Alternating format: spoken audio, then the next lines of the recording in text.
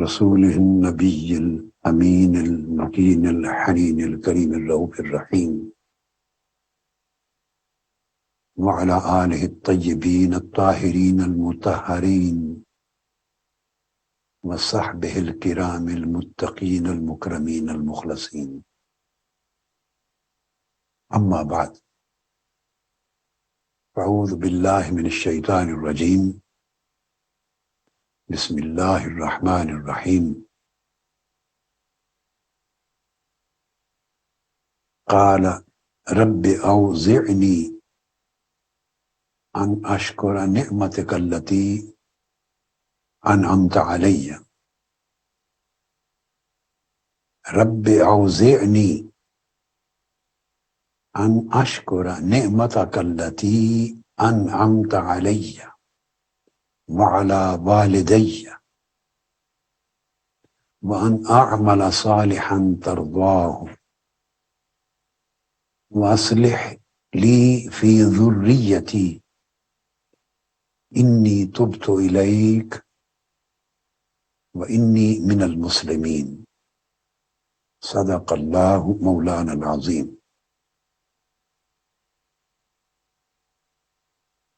محترم مشائخ و علماء کرام، معزز معتکفین و معتکفات، جملہ خواتین و حضرات، دیگر مہمانان گرامی قدر اور دنیا کے اطراف و اکناف سے لاکھوں کی تعداد میں اس مجلس کے ساتھ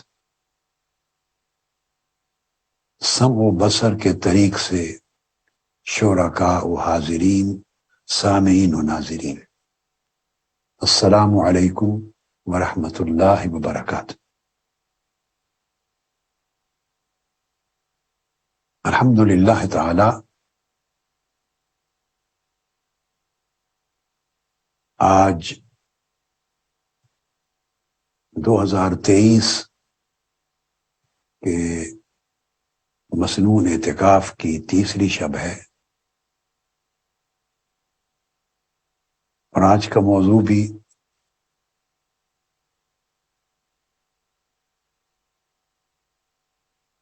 پچھلی شب کی گفتگو کا تسلسل ہے، یعنی والدین کے حقوق و واجبات ہیں،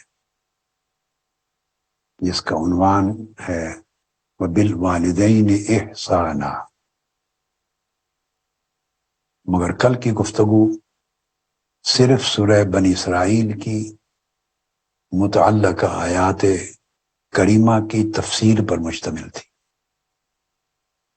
آج جیسا کہ میں نے عرض کیا تھا، یہی موضوع احادیث نبویہ کی روشنی میں انشاءاللہ تعالی بیان کرنے اور سمجھنے سمجھانے کی کوشش کریں گے۔ اس موقع پر مرکزی جماعت اہل سنت کے پنجاب کے امیر علامہ مفتی شبیر انجم قادری صاحب بھی مہمانان خصوصی میں شامل ہیں، انہیں خوش آمدید کہتا ہوں، اور علامہ آغا سید نواب حیدر عابدی صاحب جو ادارہ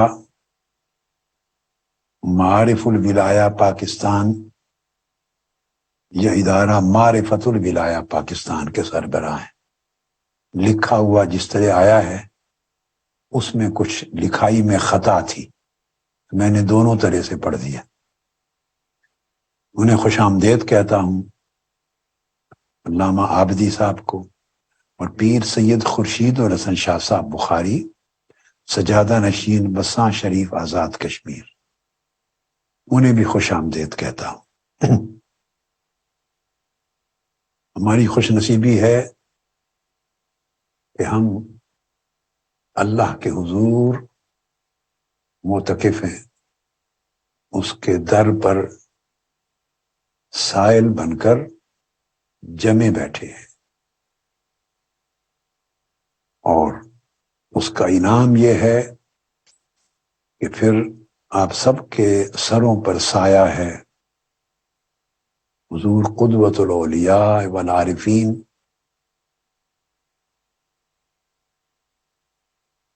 سیدنا طاہر علاء الدین الگیلانی البغدادی رضی اللہ تعالی عنہ کا،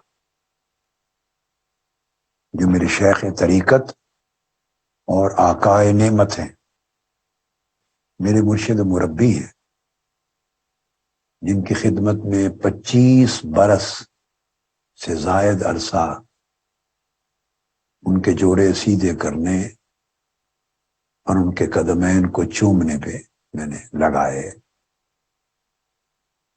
اور ان کے فیض اور ان کی برکت سے یہ گلشن آباد ہے، اور اللہ کے رسول کی عنایات اور برکات بارش کی طرح برستی ہے. حضور سیدنا غوث العظم رضی اللہ تعالیٰ عنہ کا فیضان یہاں جاری ہے. صحابہ کرام اور اہل بیت اطہار، سلف صالحین اور جملہ اولیاء اور علماء کاملین کی توجہات اس تحریک کے کام میں شامل حال رہتی.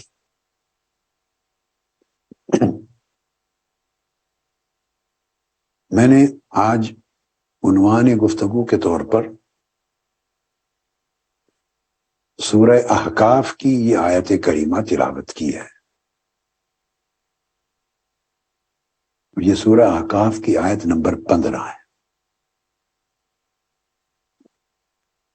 تاکہ ہماری پچھلی گفتگو کے ساتھ تسلسل قائم ہو جائے اور تھوڑی دیر میں ہم احادیث نبوی کے سبجیکٹ میں انشاءاللہ تعالی داخل ہو جائیں گے. پچھلے موضوع کے تسلسل کو برقرار رکھتے ہوئے عرض کرتا ہوں، کل ہماری گفتگو ختم ہوئی سورہ بنی اسرائیل کی اس آیت کریمہ پر، جس میں اللہ رب العزت نے حکم فرمایا کہ اولاد کے لیے واجب ہے کہ وہ اپنے والدین کی خاطر یوں دعا کرے، وَقُلْ رَبِّ ارْحَمْهُمَا كَمَا رَبَّيَانِي صَغِيرًا. اس دعا پر ہماری کل کی گفتگو ختم ہوئی تھی کہ اے باری تعالیٰ، میرے رب کریم میرے والدین پر اسی طرح رحم فرما جس طرح انہوں نے میرے بچپن میں مجھ پہ رحم کرتے ہوئے اپنے آرام کی، جان کی، صحت کی قربانیاں دے دے کر میری پرورش کی تھی. آج سورہ احقاف کی آیا 15 میں ایک دوسری دعا تلقین کی گئی ہے. اس میں حکم دیا گیا ہے کہ اولاد یہ دعا کرے، قال رب اوزعنی. اوزعنی لغوی معنی کے اعتبار سے اس کا مفہوم بنتا ہے الہمنی، میرے دل میں الہام فرما، مجھے اس امر کا علم دے، فہم دے، سمجھ دے. مگر دل میں القاء کر دے یہ چیز، اس سے مراد یہ ہے کہ مجھے توفیق دے کہ میں اس امر کو سمجھوں، اس کی اہمیت کو، اور پوری طرح سمجھ لینے کے بعد اس پر عمل کروں اور اس عمل پر قائم رہوں. مجھے اس امر کی توفیق دے. کس چیز کی توفیق؟ ان اشکر نعمتک، کہ میں تیری نعمت کا شکر ادا کروں، تیری نعمت کا شکر ادا کروں. پھر آگے 2 نعمتوں کا ذکر فرمایا ہے. کون سی؟ ایک تو یہ نعمت التی انعمت علیہ، ایک وہ نعمت جو تو نے مجھ پر فرمائی، اور دوسری وعلی والدیہ، اور دوسری وہ نعمت جو تو نے میرے والدین پر فرمائی. چونکہ آگے بڑھنا ہے حدیث کی طرف تو مختصر یہ مفہوم سمجھانا چاہتا ہوں. جو نعمت مجھ پر فرمائی اس سے مراد یہ ہے کہ جب میں اپنے ماں کے پیٹ میں ایک چھوٹا سا بچہ تھا، ایمبریو تھا، جنین تھا، اس وقت سے لے کر میری پختہ عمری تک تو نے میری حفاظت کی، پرورش کی اور اس مقام تک پہنچایا۔ یہ تیری اتنی بڑی نعمت ہے جس کا میں شکر ادا کرنا چاہتا ہوں، اور مجھے اس شکر کی توفیق مرحمت فرما۔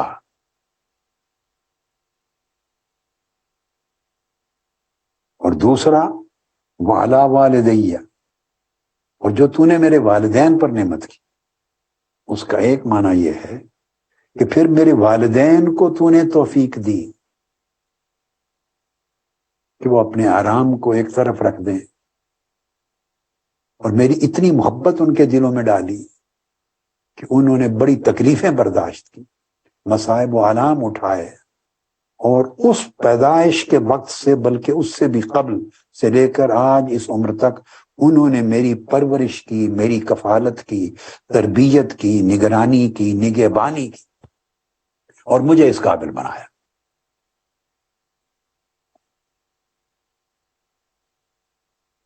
پھر اس کے بعد جو پہلا لفظ آیا ہے نا، اللتی انعمت علیہ، جو تو نے نعمت مجھ پر فرمائی، اس کا ایک معنی اور بھی ہے، اور اس معنی کے ساتھ آگے والدین کے حوالے سے بھی دوسرا معنی جڑ جاتا ہے۔ پہلے آپ دونوں معنی سمجھ چکے، اب ایک معنی یہ بھی ہے، ان اشکرک فی نعمتک علیہ بأداء واجب طاعتک و اطاعتک و عبادتک۔ اے اللہ، مجھے توفیق دے کہ میں شکر ادا کروں اس نعمت پر جو تو نے مجھ پر کی ہے،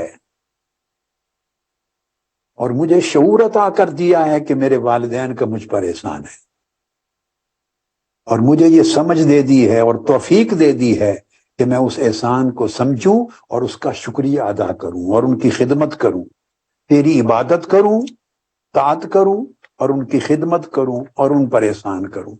یہ جو توفیق خدمت والدین اور احسان والدین کے حوالے سے تو نے مجھے دی ہے، شعور سے لے کر عملی خدمت تک، اس نعمت پر بھی میں شکر ادا کرنا چاہتا ہوں۔ گویا جن لوگوں کو یہ شعور مل جائے اور یہ سمجھ آ جائے کہ والدین کا کتنا بڑا احسان ہے اور کس حد تک وہ ہمارے لیے لائق تکریم ہیں، لائق احترام ہیں، ان کی کتنی خدمت، ان سے محبت اور شفقت اور اکرام اور احسان ہم پر واجب ہے، جنہیں یہ شعور مل جائے وہ اس شعور کے ملنے پر بھی اللہ کا شکر ادا کریں، پھر اس کا حق ادا کرنے پر شکر ادا کریں، اور اس توفیق کے برقرار رہنے پر شکر ادا کریں۔ چونکہ آپ جب اللہ کا شکر ادا کرتے ہیں اسی نعمت پر، تو اللہ پاک اس نعمت میں اضافہ فرما دیتا ہے۔ یہ قاعدہ قدرت ہے، لئن شکرتم لازیدنکم، جس بھی نعمت پہ میرا شکر ادا کرو گے میں وہ نعمت مزید تم پر نازل کروں گا، اتاروں گا، اس کی خیرات دوں گا۔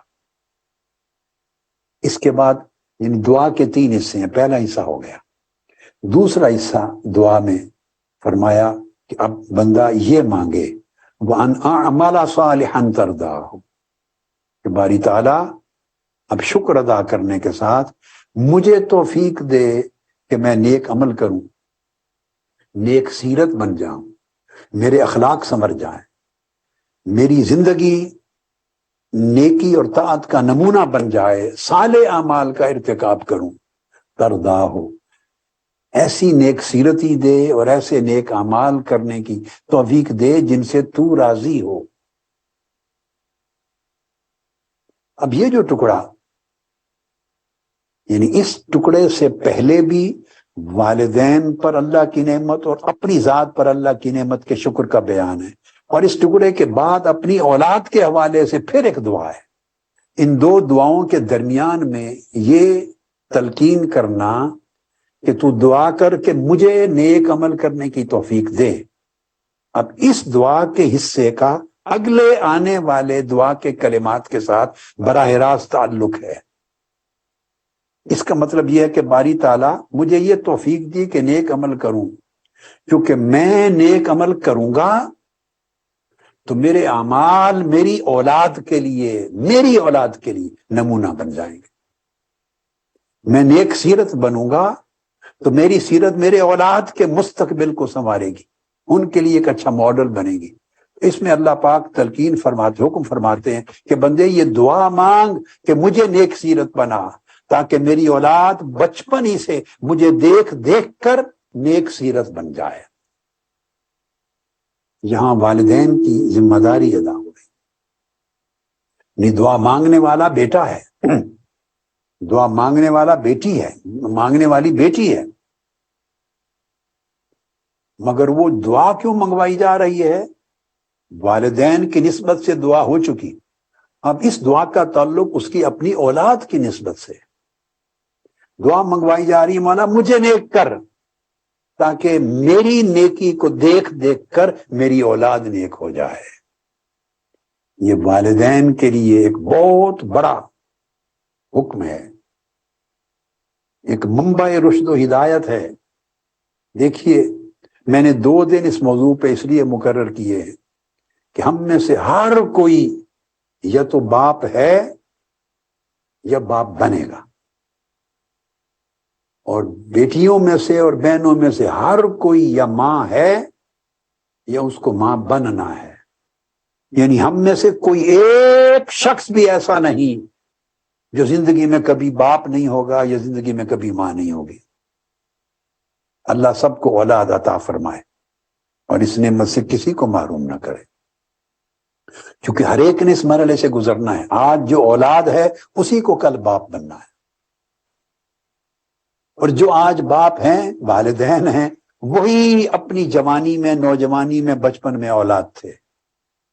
یہ ایک ایسا عمل ہے جو نسل در نسل، درجہ بدرجہ چلا آ رہا ہے، اور اس کو قائم رہنا ہے.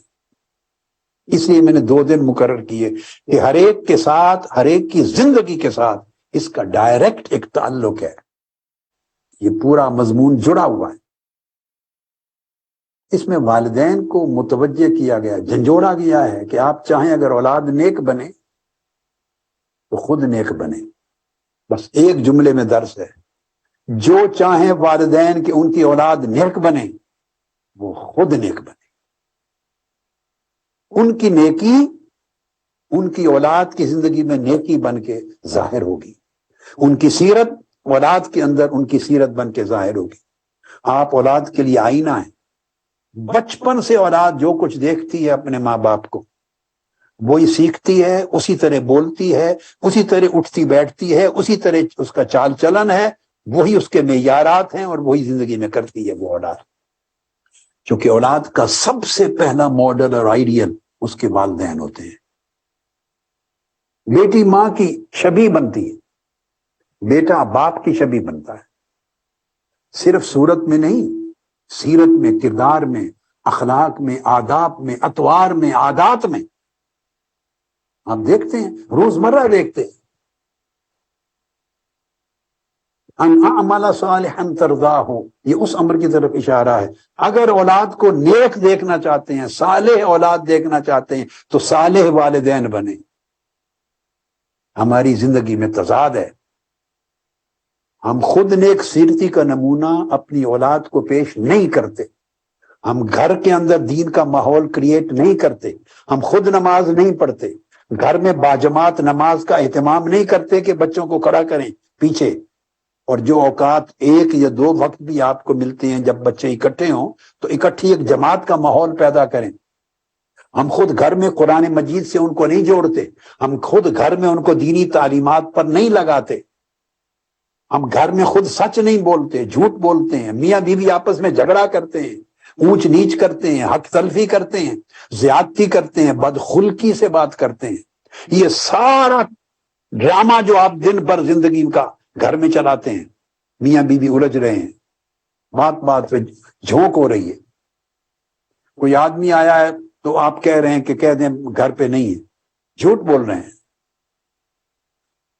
بچے 24 گھنٹے، وہ ایک جیسے ویجیلنس ہوتی ہے نا آج کل، ان کے کیمرے میں سب کچھ نقش ہو رہا ہے، ان کے دماغ میں، بولیں گے نہیں وہ. وہ 20 سال کے بعد اکٹھا بولیں گے جا کر. کیسے بولیں گے؟ نافرمانی کی زبان سے. جب آپ کو دکھ ہوگا، تکلیف ہوگی، اذیت ہوگی، وہ 10 15 20 سال، 10 12 13 14 سال بعد بولیں گے ریئیکشن میں. اس وقت پتا چلے گا کہ ان کے تو ان کا جو دماغ ہے اور ان کا دل ہے اور ان کی سوچ ہے، اس میں تو ہمارے 20 25 سال کے کرتوت پورے لکھے ہوئے ہیں، نقش ہیں. بچہ بولی ماں باپ سے سنتا ہے، پہلا لفظ ماں باپ سے سن کے بولتا ہے. ماں اس کو اللہ سکھا دے تو پہلا لفظ اللہ بولے گا، بابا سکھا دے تو بابا بولے گا، گالی سکھا دے تو گالی بول دے گا. تو جن بچوں نے بچپن سے ہی گھر کے ماحول کو دین کے خلاف دیکھا ہے، بد اخلاقی کا دیکھا ہے، نوک جھونک کا دیکھا ہے، لڑائی جھگڑے کا دیکھا ہے، اللہ کے احکام اور اوامر و نواہی کو توڑنے کا دیکھا ہے، ایک دوسرے کے ساتھ جھوٹ بولنے کا دیکھا ہے، زیادتی کا دیکھا ہے، حق تلفی کا دیکھا ہے، جنہوں نے عمر بھر یہ منظر دیکھا ہے، اس اولاد سے آپ نیک سلوکی کی توقع کیسے کرتے ہیں؟ بتائیں کس طرح کرتے ہیں؟ وہ ساری جس بدی، برائی، ظلم، گستاخی، نافرمانی کی شکایت آپ کرتے ہیں اولاد کی نسبت، وہ بیج تو سارے آپ نے خود بوئے ہیں. لہذا اولاد والدین کا عکس ہوتی ہے، کبھی نہ بھولیں. اس لیے فرمایا ان اعمل صالحا ترضاه، مجھے نیک بنا جس سے تو راضی ہوتا ہے، تاکہ میری نیکی میری اولاد میں منتقل ہو، میں نمونہ بنوں اولاد کے لیے. مجھے آج تک یاد ہے، میں آپ کو چیزیں آپ کے ذہن میں پختہ کرنے کے لیے مثال دے رہا ہوں. آج تک یاد ہے، میری عمر ممکن ہے 3 سال ہوگی شاید یا 4 سال ہوگی، مجھے اندازہ نہیں ایگزیکٹلی، آپ خود گیس کر لیں. اتنی عمر تھی کہ مجھے یہ منظر یاد ہے، یعنی جو شعور میں ایک منظر دیکھا ہوا اور سنی ہوئی بات یاد رہ جاتی ہے. اتنی تھوڑی عمر تھی، 2 3 4 سال کی ہوگی، کم و بیش آپ کر لیں، ایگزیکٹلی نہیں معلوم مجھے. حضور فرید ملت رحمت اللہ تعالی علیہ، میرے والد گرامی، پچھلی شب آخر شب بڑی گریہ و زاری کے ساتھ اللہ کے حضور روتے تھے، عبادت کرتے تھے، سجدے میں، دعا میں، مصلی پر بڑی گریہ و زاری تھی ان کی زندگی میں. اور ان کو روتا ہوا سن کر میں اٹھ جاتا تھا، میری آنکھ کھلتی تھی، اپنی والدہ ماجدہ کے ساتھ چمٹ جاتا تھا اور میں پوچھتا تھا بابا کیوں رو رہے ہیں، ابا جان کیوں رو رہے ہیں، انہیں کوئی تکلیف ہے، انہیں کیا ہو گیا ہے، کیوں رو رہے ہیں؟ بس اتنا سا منظر مجھے زندگی میں آج تک نقش ہے کہ اللہ کے حضور گریہ و زاری کرنا بھی کوئی چیز ہوتی ہے. اللہ کا بندہ اللہ کے حضور عبادت میں گریہ و زاری کرتا ہے، یہ منظر اس عمر سے مجھے یاد ہے. تو بتانا یہ چاہتا ہوں کہ اس عمر سے چیزیں نقش ہو جانا شروع ہو جاتی ہیں. تو بچوں کے دل و دماغ پر اچھے نقوش چھوڑیں. ہم وہ زمانہ جب ان کی پرورش ہو رہی ہے، لاڈ میں، پیار میں گزار دیتے ہیں، اور ان کی اخلاق سازی، ان کی سیرت سازی اور ان کی ادب سازی پہ کوئی توجہ نہیں کرتے. ظلم ہے، نسلیں برباد کرنے کے ذمہ دار والدین بنتے ہیں.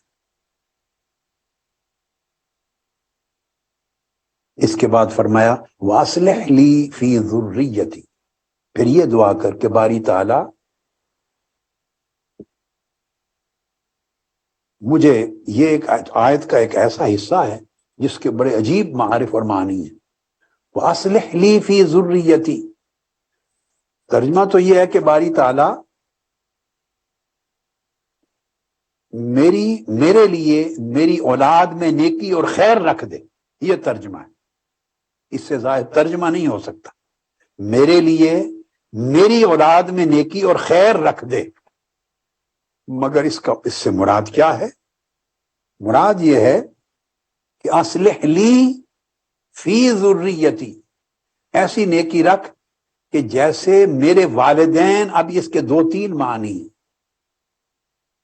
پہلی تو یہ کہ میری اولاد، میرے والدین جس طرح میرے لیے تھے، پہلا معنی، میرے والدین جس طرح میرے لیے تھے، میری اولاد کے لیے مجھے اسی طرح بنا دے. اب اس کا دوسرا معنی، جس طرح میں اپنے بچوں کے لیے، اولاد کے لیے ہوں کہ میرا دل ان کے لیے تڑپتا ہے، میرا دل ان کے لیے تڑپتا ہے اور میں ان کا دھیان رکھتا ہوں اور اپنی آرام کو قربان کرتا ہوں اور اپنی شفقتوں میں نہلاتا ہوں ان کو، جس طرح میں یعنی والدین ہم ان کے لیے پیار محبت کرتے ہیں، ان کو ہمارے لیے اس طرح خدمت گزار بنا دیں، ریسیپروکل لنک ہے۔ ایک معنی میں میری اولاد میرے لیے اسی طرح احسان اور بھلائی کرنے، اب تیسرا معنی، اسی کا ایک تیسرا معنی کہ میری اولاد کو میرے لیے اسی طرح احسان اور بھلائی کرنے والا بنا دے جس طرح میں اپنے والدین کے لیے ہوں، بیٹھا دعائیں کر رہا ہوں اور خدمت کر رہا ہوں اور ادب کرتا ہوں، تعظیم و تکریم کرتا ہوں، یعنی جیسا میں اپنے والدین کے لیے ہوں اس طرح میری اولاد کو بھی میرے لیے بنا دے۔ تیسرا معنی ہے، اس چھوٹا سا ایک جملہ ہے، اب اس کا ایک چوتھا معنی بھی، اور چوتھا معنی یہ کہ مجھے اپنی اولاد کے معاملے میں حسن تربیت اور حسن پرورش کے لحاظ سے وہی کچھ کرنے کی توفیق دے جو تو نے مجھے اپنے والدین، میرے والدین کو دی تھی کہ میری اچھی پرورش کریں، جس طرح میرے والدین نے مجھے اچھے اخلاق سکھائے تھے، اچھا انسان بنایا تھا، میرے اندر نیکی منتقل کی تھی، اسی طرح مجھے توفیق دے کہ میں اپنی اولاد میں وہی نیکی آگے منتقل کر سکوں، گویا وہ نیکی جو مجھے والدین سے ملی میں اپنے اولاد کو منتقل کروں۔ یہ چار معنی ہیں اس ایک جملے کے، جس جہت سے بھی اس کو دیکھ لیں اس میں فرائض اور واجبات ہیں کہ بحیثیت والدین جو احسان ہمارے والدین نے ہم پر کیا، جو نیکی ہمیں منتقل کی، جو پرورش ہماری کی، جو نیک تربیت ہماری کی، جو خیر اور بھلائی ہم تک پہنچائی، جو احسان ہم پر کیا، ہم پر واجب ہے کہ ہم وہ سارا کچھ آگے اولاد کو منتقل کریں، صرف لاڈ اور پیار نہیں۔ خالی لاڈ اور پیار بگاڑ پیدا کرتا ہے، وہ سنوارتا نہیں ہے۔ ہم پر واجب ہے اس آیت کریمہ کے 3 جز جو میں نے آپ کو سمجھائے اینالائز کر کے، اس کے تحت واجبات میں سے ہے کہ جو کچھ ہمارے والدین نے ہمارے لیے کیا صرف وہی شفقت اور محبت ہی نہ دیں اپنی اولاد کو، بلکہ پرورش اور تربیت اور نیکی اور نیک سیرتی کا بھی وہ حصہ منتقل کریں اولاد کو جو والدین نے ہمیں منتقل کیا تھا۔ اس لیے کہا جاتا ہے کہ جو آپ اپنے والدین کے لیے کریں گے وہی کچھ اولاد آپ کے لیے کرے گی، جو کچھ آپ اپنے والدین کے لیے بیہیو کریں گے اولاد آپ کے لیے بیہیو کرے گی۔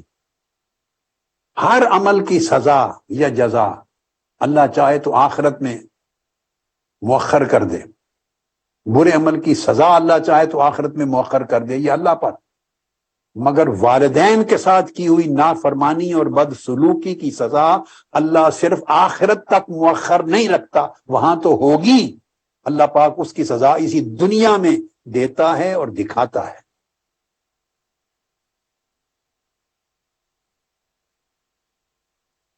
اس آیت کریمہ کے مفہوم کو بیان کرنے کے بعد اب جیسا کہ میں نے عرض کیا حدیث نبوی کی طرف آتے ہیں، تو خلاصہ اس بات کا یہ ہوا کہ ہمیں اگر نیک اولاد چاہیے تو ہمیں خود نیک بننا ہوگا۔ بس اگر ہمارے گھر میں ہم نیکی کا منبع اپنے گھر کو نہیں بنا سکتے، ہمارا گھر نیکی کا چشمہ نہیں ہے، ہمارے گھر کے اندر نیکی نظر نہیں آتی، ہمارے گھر میں زندگیوں میں دین نظر نہیں آتا، میری بیٹیاں بھی دھیان سے کریں، دیکھیے بیٹیاں ہماری کتنی مبارکباد کی مستحق ہیں، مبارکباد کی مستحق ہیں جنہوں نے خدمت کی ہے۔ مجھے آج میسیجز آئے ہیں، منہاج گرلز کالج کی بیٹیاں طالبات دل و جان سے معتکفات کی اتنی خدمت کر رہی ہیں، میرا دل ٹھنڈا ہو رہا ہے اور میری آنکھیں ٹھنڈی ہو رہی ہیں۔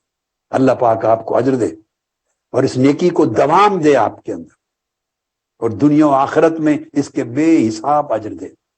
اسی طرح شریعہ کالج کے جو سٹوڈنٹس ہیں، میرے بیٹے طلبہ، معتکفین کی خدمت میں اتنے مگن ہیں، ان کے اٹھنے بیٹھنے کھانے پینے ہر چھوٹی چھوٹی چیز کا خیال رکھ رہے ہیں۔ اللہ پاک آپ کو اس کی جزائے خیر دے بیٹے، علم نافع کی صورت میں اور عمل صالح کی صورت میں۔ بہت اجر دے اللہ پاک۔ حدیث پاک میں اب مضمون آسان ہے مگر بہت توجہ سے سنتے چلے جائیے، میں تیزی سے چلوں گا چونکہ ضروری مضامین پہ مشتمل چند حدیث کو کور کرنا چاہتا ہوں۔ حضور علیہ الصلوۃ والسلام نے حدیث کے ذریعے ہمیں والدین کے ساتھ حسن سلوک اور احسان کی تلقین فرمائی اور اس کی کیا اہمیت اور کیا منزلت بیان کی۔ حضرت عبداللہ ابن مسعود رضی اللہ تعالیٰ عنہ راوی ہیں،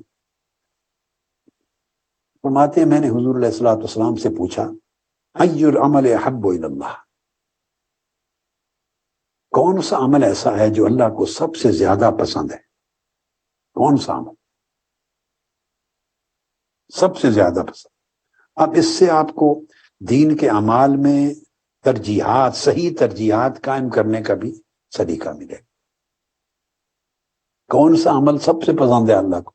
آقا علیہ الصلوۃ والسلام نے فرمایا الصلاۃ علی وقتہا، نماز کو اپنے صحیح وقت پر ادا کرنا۔ قال ثم ای، میں نے پوچھا یا رسول اللہ صلی اللہ علیہ وسلم اس کے بعد کون سا؟ قال بر الوالدین، والدین کے ساتھ نیکی کرنا۔ آپ نے کل کی بھی پوری گفتگو سنی تھی، اللہ رب العزت نے اپنی توحید کے ساتھ بالوالدین احسان کو جوڑا، احسانہ کو جوڑا، اپنی عبادت کے ساتھ والدین کے ساتھ اس نے سلوک کے موضوع کو جوڑا۔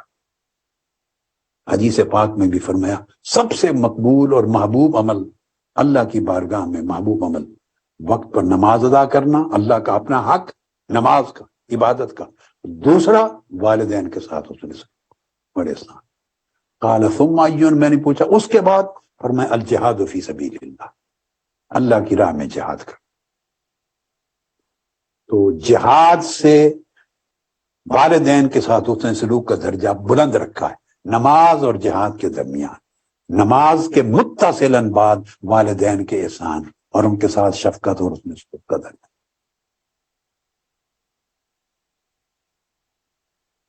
حضرت عبداللہ بن عمرو رضی اللہ تعالیٰ عنہ روایت کرتے ہیں، یہ حدیث متفق علیہ، اور دوسری حدیث بھی صحیح بخاری مسلم میں متفق علیہ۔ فرماتے ہیں ایک شخص آیا فاستأذنہ فی الجہاد، اس نے حضور علیہ الصلوۃ والسلام کی بارگاہ میں آ کر اجازت طلب کی جہاد پر جانے کی، جہاد پر جانے کی اجازت مانگی۔ اب آقا علیہ السلام نے کیا فرمایا وہ سنیں۔ وقال احی والداک، آپ نے پوچھا کیا تمہارے والدین زندہ ہیں؟ قال نعم، اس شخص نے جواب دیا جی ہاں یا رسول اللہ زندہ ہیں۔ قال ففیہما فجاہد، جاؤ انہی کی خدمت کی صورت میں جہاد کرو، یہ تمہارا جہاد۔ اب اندازہ کر لیں وہ زمانہ جہاد کا تھا، دشمن حملے کرتے رہے، دین پر حملے تھے، شہر مدینہ پر حملے تھے، مسلمانوں کی جان و مال پر حملے تھے، دفاع کا زمانہ تھا، جہاد کا ماحول تھا ہر طرف۔ ہر ایک کے پر اس وقت ضروری تھا کہ وہ نکل کے اپنے ملک کا، وطن کا، دین کا، مسلمانوں کا، ایمان کا، مسلمانوں کی جان و مال کا، سرزمین مدینہ کا دفاع کرے۔ اس نے اجازت مانگی کہ میں جانا چاہتا ہوں۔ آقا علیہ السلام نے اسٹریٹ اوے پوچھا کہ تمہارے والدین زندہ ہیں؟ عرض کی جی یا رسول اللہ۔ فرمایا جاؤ، تمہارا جہاد یہ ہے کہ ماں باپ کی خدمت کی صورت میں جہاد کرو، ان کی خدمت ہی تمہارا جہاد ہے۔ انہی سے ایک اور حدیث مروی ہے، یہ بھی متفق علیہ تھی، اور اب جو حدیث ہے وہ صحیح مسلم اور بہقی میں۔ ایک شخص آقا علیہ السلام کی بارگاہ میں آتا ہے اور آ کے عرض کرتا ہے ابایعک علی الہجرۃ والجہاد، یا رسول اللہ صلی اللہ علیہ وسلم میں آپ کے دست اقدس پر بیعت کرنا چاہتا ہوں ہجرت اور جہاد کی، ہجرت اور جہاد کی بیعت کرنا چاہتا ہوں۔ ابتغی الاجر من اللہ، میں اللہ کی بارگاہ سے اجر کا طلبگار ہوں، میں چاہتا ہوں ہجرت کروں اور جہاد کروں، اس کی راہ میں کرتا ہوں۔ قال نعم، آقا علیہ السلام نے اس سے پوچھا قال فہل من والدیک احد حی، کیا تمہارے والدین میں سے کوئی زندہ ہے؟ قال نعم بل کلاہما، دونوں زندہ ہیں، اس نے کہا پھر آقا علیہ السلام نے پوچھا کیا تم واقعی اللہ سے اجر کے طلبگار ہو؟ اس نے کہا جی ہاں حضور۔ آپ نے ارشاد فرمایا فرجع الی والدیک فاحسن صحبتہما، فرمایا اگر واقعی تم اللہ سے اجر کے طلبگار ہو اور اس اجر کے حصول کے لیے ہجرت کرنا چاہتے ہو اور جہاد کرنا چاہتے ہو تو پلٹ جاؤ، والدین کی خدمت میں ان کی خدمت کرو اور ان کی حسن خدمت کے ذریعے ہی اپنی ہجرت اور جہاد کا اجر حاصل کرو۔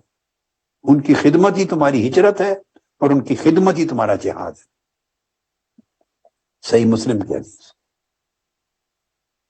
پھر حضرت عبداللہ بن عمر سے مرضی، ایک شخص نے آ کے عرض کیا یا رسول اللہ میں ہجرت کے لیے آپ سے بیعت کرنا چاہتا ہوں، اجازت دیں کہ میں ہجرت پر جاؤں، لیکن وَتَرَكْتُ أَبَوَيَّ يَبْكِيَانِ، مگر جب میرے والدین نے سنا کہ میں ہجرت پہ جا رہا ہوں تو رونے لگ گئے، تو میں روتا ہوا چھوڑ کے آیا ہوں۔ فَقَالَ ارْجِعْ إِلَيْهِمَا فَأَضْحِكْهُمَا كَمَا أَبْكَيْتَهُمَا، فرمایا واپس پلٹ جاؤ ان کی خدمت میں اور ان کو اسی طرح ہنساؤ جیسے روتا چھوڑ گیا۔ تمہاری ہجرت ہے، ماں باپ سے پیار کرو، ان کی خدمت کرو، ان کے ساتھ وقت گزارو، انہیں ٹائم دو، انہیں ہنساؤ، خوش کرو، یہ تمہاری ہجرت ہے، یہ تمہارا جہاد ہے۔ ایک حدیث امام بہقی نے الشعب میں روایت کی عبداللہ بن عمر رضی اللہ تعالیٰ عنہ سے کہ آقا علیہ السلام نے فرمایا بڑی خوبصورت بات ہے، بڑی عجیب بات ہے، کاش ہماری سمجھ میں آ جائے۔ ہمارے لیے ضروری، ہمیں دین کا صحیح شعور نہیں ہے، ہمیں دین مراسم کا سکھایا گیا ہے، رسومات کا دین، اور کہیں عملیات کا دین، کہیں مفادات کا دین، کہیں فسادات کا دین، معاذ اللہ استغفر، یہ ہمارا دین کا تصور ہے، جس سے ہمارے اندر گھٹن پیدا ہوتی ہے، تنگی پیدا ہوتی ہے، وسعت نہیں آتی، ہم دین کو صحیح تصور کو سمجھنے سے قاصر ہیں، اس وجہ سے دین کے عمل کی ترجیحات مقرر نہیں کر سکتے، کیا پہلے ہے کیا بعد میں، اور چونکہ دینی ترجیحات معلوم نہیں اس لیے پوری زندگی خلط ملط کا شکار ہے، اس سے گمراہی بھی جنم لیتی ہے، زیادتیاں بھی جنم لیتی ہیں، مظالم بھی جنم لیتی ہیں۔ یہ اعتکاف گاہ دین عبادت کے لیے بھی ہے اور دین کے صحیح تصور کی معرفت کے لیے بھی ہے، تربیت ہے، اسے لازم کر لیں زندگی بھر۔ اس جگہ آنا، ان کو ہالی ڈیز سمجھ لیں، یہ آپ کے اسپرچل ہالی ڈیز ہیں۔ جو کام کرتے ہیں، جو جاب کرتے ہیں، جو روزگار کماتے ہیں، جو کرتے ہیں، 10 دن اعتکاف کے مقرر کر لیں، یہ آپ کے ہالی ڈیز ہیں۔ روح کے لیے جا رہے ہیں، دین کے لیے جا رہے ہیں، ایمان کو سمجھنے کے لیے جا رہے ہیں، تربیت کے لیے جا رہے ہیں، اخلاق، احوال اور اعمال کی اصلاح کے لیے جا رہے ہیں، فہم صحیح پیدا کرنے جا رہے ہیں۔ جب تک ترجیحات جس بندے کی صحیح نہیں ہوں گی اس کے اعمال کبھی درست نہیں ہوں گے۔ اب ترجیحات سنیں۔ حضرت عبداللہ بن عمر رضی اللہ تعالیٰ عنہ روایت کرتے ہیں کہ آقا علیہ السلام نے فرمایا نومک علی السریر برن بوالدیک تضحکہما ویضحکانک افضل من جہادک بالسیف فی سبیل اللہ۔ آقا علیہ السلام نے فرمایا کہ اے بندے، گھر میں تم بستر پہ سوئے ہوئے ہو، آرام کر رہے ہو بستر پر، اس حال میں کہ والدین کے ساتھ بھلائی کے ساتھ پیش آتے ہو، نیکی سے پیش آتے ہو، احسان، شفقت اور ادب سے پیش آتے ہو، اور پھر تم انہیں ہنساتے ہو، یعنی ان کے ساتھ ٹائم دیتے ہو۔ آج ہمارا پرابلم کیا ہے، بچے اگر بے ادب نہیں بھی ہوتے تو ان کا ٹائم سارا یوٹیوب پہ گزرتا ہے، فیس بک پہ گزرتا ہے، سیل فون پہ گزرتا ہے، اپنی گیم پہ گزرتا ہے، ٹک ٹاک پہ گزرتا ہے۔ والدین اکیلے بیٹھے ہیں، بچے اپنے گھر میں اپنی ٹک ٹاک پہ، اپنے آئس کیپ، اپنی آئی فون پہ اور اپنی ذاتی مصروفیات پہ، کمپیوٹر پہ بیٹھے۔ ماں باپ کے ساتھ مل کے بیٹھنا سعادت ہے، خدمت اس کے بعد کا درجہ ہے۔ ان کے ساتھ بیٹھیں، ان کی مسکراہٹوں میں شریک ہیں، ان کی خوشی میں شریک ہو، ان سے سیکھو، ان سے بات کرو، آداب سیکھو، اٹھنا بیٹھنا سیکھو۔ اب والدین کا قصور یہ ہو گیا، ہم نے وہ زمانہ دیکھا ہے، میں ان ماؤں کو جانتا ہوں، میں نے ان ماؤں کو دیکھا ہے، وہ بچے بچیوں کو اٹھنے بیٹھنے کی تمیز سکھاتی تھی مائیں اور والدین۔ اگر کوئی چلنا کسی کا درست نہیں ہے تو وہاں ڈانٹتی تھی، بیٹھنا درست نہیں ڈانٹتی تھی، جمائی لے لی ہاتھ منہ پہ نہیں رکھا ڈانٹتے تھے والدین، بولنے کا طریقہ اچھا نہیں ہے ڈانٹتے تھے کہ یہ روڈ طریقہ ہے۔ چھوٹی چھوٹی چیز پر ماں باپ نظر رکھتے تھے اور اولاد کو سنوارتے تھے، اور اولاد پر اتنا خوف ہوتا تھا اس امر کا کہ یہ کام کیا تو امی ناراض ہو جائے گی، یہ کام کیا ابو ناراض ہو جائیں گے۔ اور وہ جنہوں نے ایسے ماں باپ سے تربیت پائی ہے انہوں نے اپنی زندگی کے اگر 50 برس بھی گزار لیے ہیں تو وہ اسی نقش پر قائم ہیں۔ اب کتنے والدین ایسے ہیں، کتنی مائیں ایسی ہیں جو اس تربیت کی ان پٹ دے رہی ہیں اپنی اولاد کو۔ یہ سمجھنے والی بات ہے۔ اور میرے بیٹے بیٹی، آپ جو نوجوان ہیں، آپ کی بھی جن کی شادی ہو چکی ہے اور جن کے بچے چھوٹے ہیں جو آپ کی گود میں ہیں، انہوں نے بھی اسی پروسیس سے گزرنا ہے۔ اس وقت ان پٹ دینی ہے، ان کے دل دماغ، ان کی آنکھیں، ان کی شخصیت ایک آئینے کی طرح آپ کو اپنے اندر سمو رہی ہیں۔ جو کچھ آپ بو رہی ہیں وہی اگنا ہے، جو آپ ان کے اندر ڈال رہی ہیں وہی نکلنا ہے، جو آپ انہیں بنا رہی ہیں انہوں نے وہی کچھ بننا ہے۔ بس ذہن میں رکھیں، بعد میں شکوہ شکایت ناجائز ہے، صرف اذیت ہے۔ تو آقا علیہ السلام نے فرمایا اگر گھر میں تو نیند بھی کر رہا ہے، سو رہا ہے، اور جہاد پہ نہیں گیا، ہجرت پہ نہیں گیا، بڑے بڑے مارکوں پر نہیں گیا، صرف گھر میں آرام کرتا ہے مگر ماں باپ کی خدمت کرتا ہے، ان کے ساتھ بیٹھتا ہے، انہیں ہنساتا ہے، ان کی ہنسی میں شریک ہوتا ہے، آقا علیہ السلام نے معلوم ہے کیا فرمایا؟ فرمایا تمہیں تلوار لے کر اللہ کی راہ میں جہاد کرنے سے زیادہ افضل تیرا یہ عمل ہے۔ یہ گھر کی نیند تیری جہاد سے افضل ہے، جس نیند کے ساتھ تو ماں باپ کو خوش رکھتا ہے اور ان کے آداب بجا لاتا۔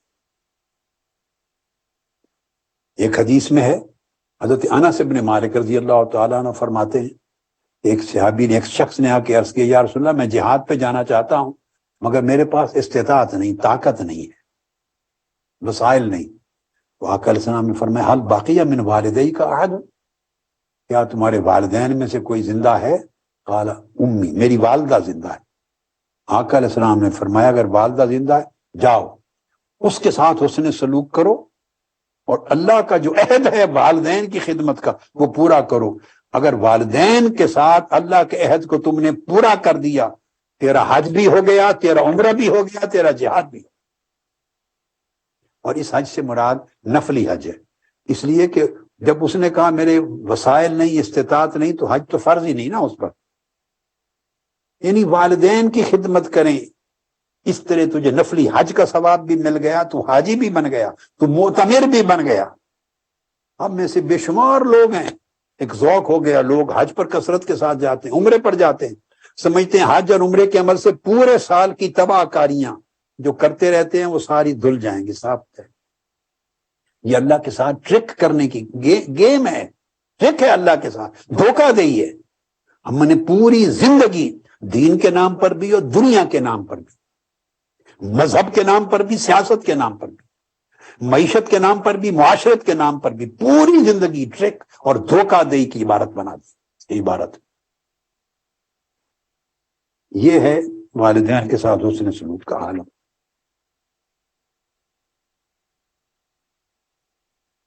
اس کے بعد ایک حدیث ہے صحیح مسلم ہے، ابو ہریرہ رضی اللہ تعالیٰ عنہ روایت کرتے ہیں کہ آقا علیہ السلام ایک دن فرمانے لگے رغم انف ثم رغم انف ثم رغم انف، اس شخص کی ناک خاک آلود ہو، اس کی ناک خاک آلود ہو، اس کی ناک، یہ ناک خاک آلود ہو۔ ہم نے عرض کیا یا رسول اللہ، پوچھا گیا قیل من یا رسول اللہ، اس کی ناک خاک آلود ہو؟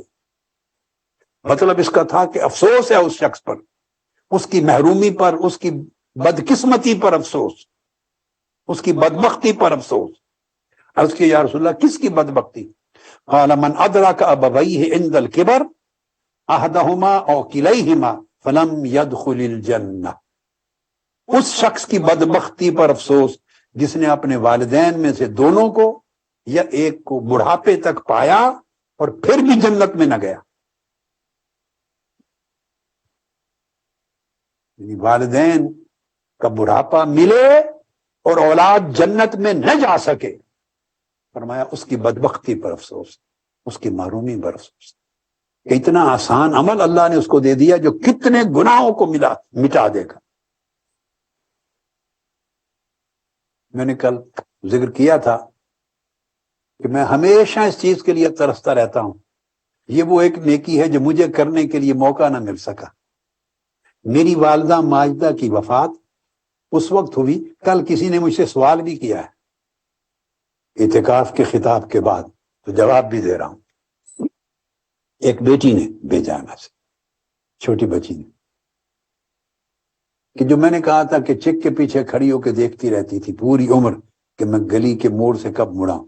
انہوں نے پوچھا کتنے سالوں تک یہ معمول رہا ان کا؟ میں بتا رہا ہوں بیٹے، جب میری والدہ ماجدہ کا وصال ہوا تو میں اس وقت 17ویں سال میں تھا، میری عمر 17 سال تھی، 17 ایئرس، اور میری والدہ ماجدہ کی عمر اس وقت 35.5 سال تھی، 35 years and 6 months۔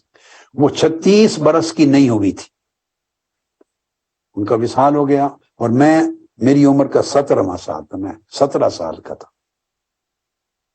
اور جب سے میں اسکول جانا شروع کیا گریڈ 1 میں، تب سے ان کا معمول تھا، اور جب ان کا وصال ہوا تو میں نے ایف ایس سی کی تھی، آپ اے لیولز کہتے ہیں اس، یعنی 12 سال جو اسکول کے ہوتے ہیں، 10 سال اسکول کے، 2 سال کالج کے، 12 سال کی پڑھائی، تو اسی وقت پھر ان کا وصال ہو گیا۔ میری بیچلر میں داخل ہونا نہیں دیکھا انہوں نے،